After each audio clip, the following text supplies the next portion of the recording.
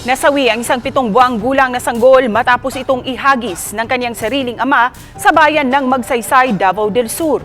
Ama ng bata, nahuli na ng otoridad matapos itong magtago. Narito ang report ni Kent Abrigana ng GMA Regional TV 1 Mindanao. Matapos ang isang araw na pagtatago, nahuli na ng mga otoridad pasado alas 9 ng umaga nitong linggo ang 25 anyos na lalaki na kinilalang si Angelo Malit, isang magsasaka sa barangay San Miguel sa bayan ng Magsaysay, Davao del Sur.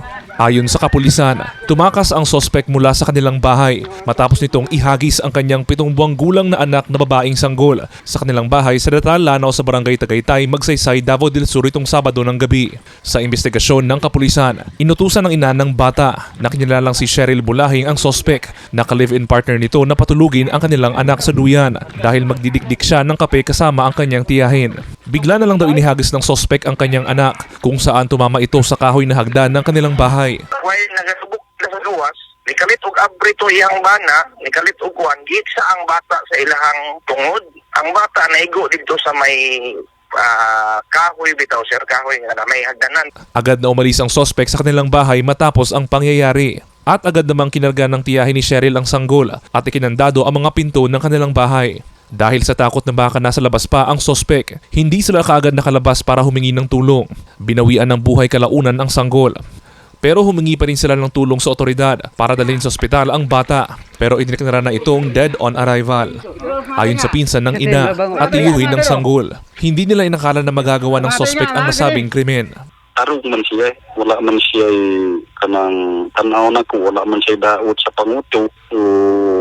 Wala na tingal namin nga nung nahitabo sama ni ato nga iyang lambusan iyang kaugalingon anak. Hindi pa rin matanggap ni Cheryl na isang PWD ang nangyari sa kanyang anak. Sa kadjukas, ako ang desisyon, ipapri sa dyan ng anak. Sinubukan ng GMA Regional TV 1 Mindanao na kuhanan ng pahayag ang sospek pero tumanggi ito. Kasalukuyang nasa isang punerarya na sa Bansalan, Davao del Sur ang mga labi ng sanggol. Nasa kustudiya naman ng Magsaysay Municipal Police Station ang sospek na mahaharap sa kasong parricide. Samantala, nakatakda namang isailalim sa counseling ng MSWDO Magsaysay ang ina ng sanggol. Pinag-uusapan pa ng ahensya ang mga livelihood assistance na pwedeng ipagkaloob sa ina. Nagpaalala naman ang MSWDO Magsaysay sa publiko, lalo na sa mga magulang, na agad i-report sa otoridad ang anumang insidente ng pang-aabuso. Mula sa GMA Regional TV 1 Mindanao, Kent Abrigana, nagbabalita para sa GMA Integrated News.